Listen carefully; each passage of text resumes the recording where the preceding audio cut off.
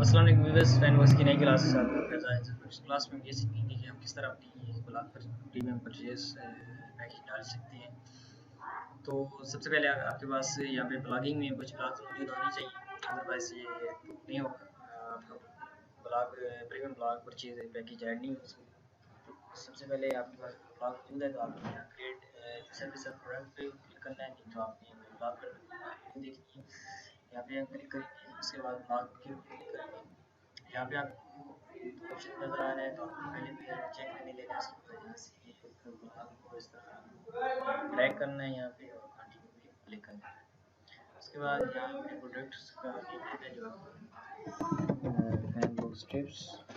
यहाँ पे मैं पिक्चर्स ऐड कर देता हूँ। चलिए, पिक्चर ऐड करना जरूरी होती है। यहाँ पे जल्दी जल्दी कर रहे हैं, लास्ट 2 टॉपिक्स में आप कम्प्लीटली गाइड किया है।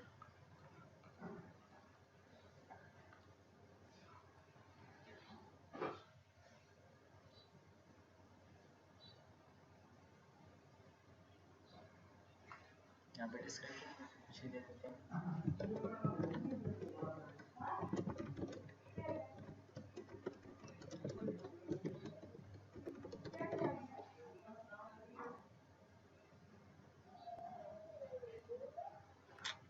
प्राइस